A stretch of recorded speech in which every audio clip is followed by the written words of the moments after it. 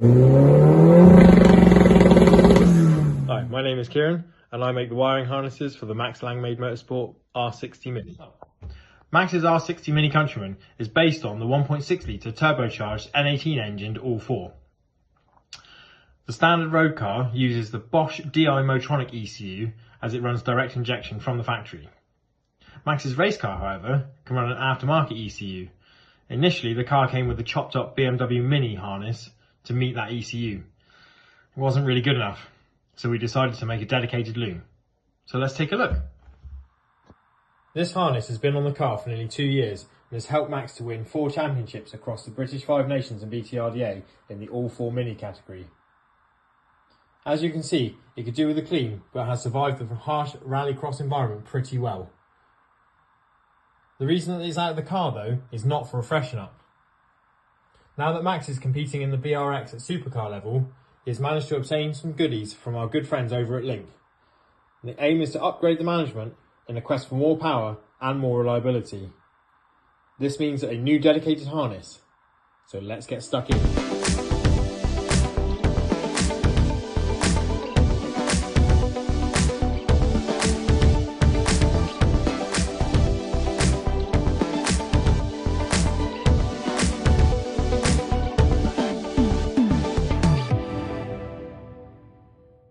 As you can see from the time lapse, Max has arrived with a nice shiny Link G5 Voodoo Pro ECU from our good friends over at Link Engine Management. So thank you for that stunning piece of art. Okay, so Max and I are now going to catch up and talk about his loom. Yeah. Right, so Kieren, when I walked in, I noticed that you were playing with wires. Do you want to go into a bit more detail into what was actually going on here? Yeah, man. So basically, we've taken the original harness and we're using it as a bit of a template at the moment because there's so much more ability on this current ECU. We basically are going to add a few bits and pieces in and we can run now port injection and direct injection. So that also means that we're going to change the manifold. So some of the bits and pieces that were further into the original harness, like the electronic throttle body, on the original mini setup and plastic manifold would have gone in underneath, but we can kind of go up and over the top now, so that's a bit nicer.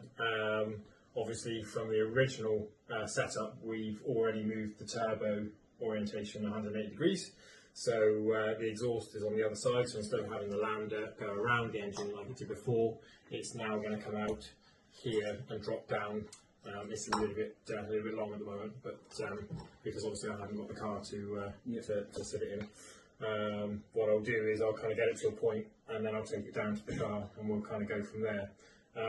The other real big difference is for this setup and this harness compared to the previous one is we're going to put a bulkhead connector in, so everything can stop at the bulkhead, and we can kind of basically isolate the engine and the engine bay harness, and then we can kind of mount this somewhere a bit nicer in the car, because one of the issues that you have had is everything was kind of scrunched in the front of the passenger footwell. So we can move this a bit further down along the tunnel and kind of make a nice section between that and the bulkhead.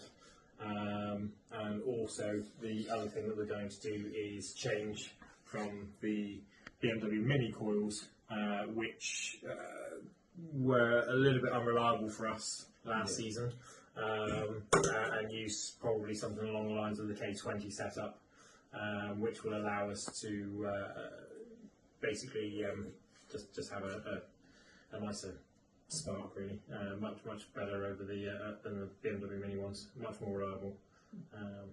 So we'll have to make a plate basically to hold everything across the top of the cam cover, because obviously of the setup. But then that also changes the direction and length of this wire. So I'll do that when I can get this harness down to the car. Okay.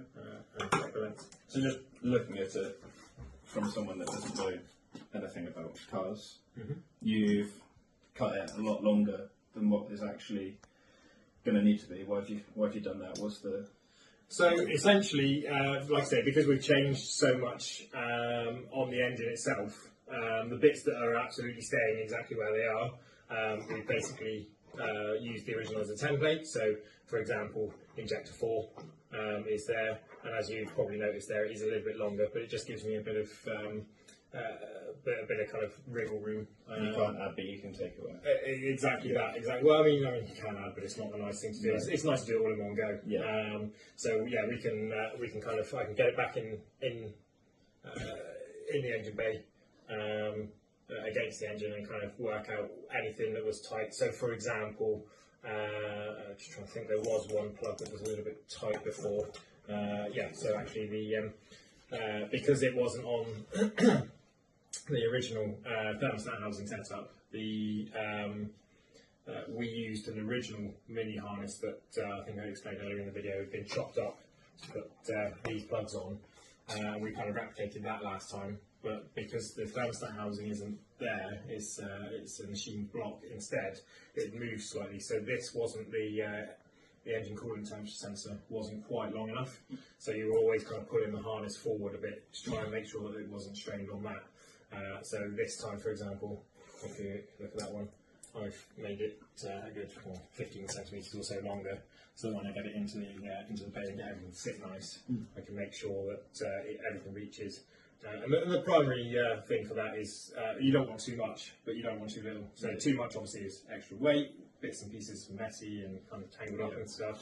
But realistically speaking, you don't want it too short, because then you invite strain on the wires and the connectors, and you can either break wires through fatigue failure or kind of pull pins out. Yeah, and reliability is what we're after. Absolutely, definitely makes sense. And also, well, last question I think for you. Big difference between the old Loom and the new Loom is you've got this black thing. There is a big difference between what we use, which is polyethylene 224, I think off the top of my head, based, which is resistant to a lot of bits and pieces, but it isn't, for example, as resistant as something like DR25, which is highly resistant, diesel resistant 25, but obviously it comes with a huge cost. This sort of stuff can be as little as a few pence per metre, whereas the DR25 is pounds per metre for the smaller sizes, all the way up to, I think at the moment, like the 25mm can be something like £20 a metre. Yeah, absolutely. And again, you know, it's horses for courses, because the reality is you could do a full concentric twist harness for this, but it's not necessary. Concentric twisting is lovely and has its place absolutely in the highest level of motorsport. But if I'm right in thinking they don't use it in Formula 1, for example, because the redundant wires add weight, and they actually run their routing in Formula 1 cars in the chassis, so it's all held in place. From our point of view,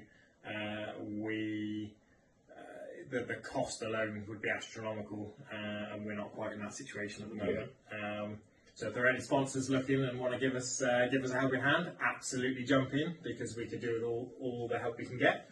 But the reality is, you know, like I said at the beginning of the video, this harness has won 4 championships.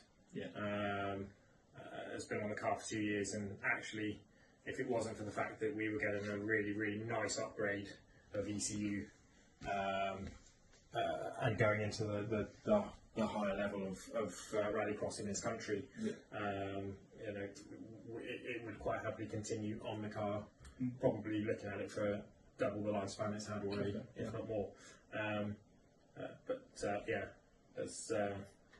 There's a lot to be said for the way that we've made this Loom, which kind of gives us the ability for strong reliability and a good cost. Oh, well, thanks for your time, Kieren. I'll let you get back to work. Excellent. Thanks, man. Nice to catch up with you. Yeah.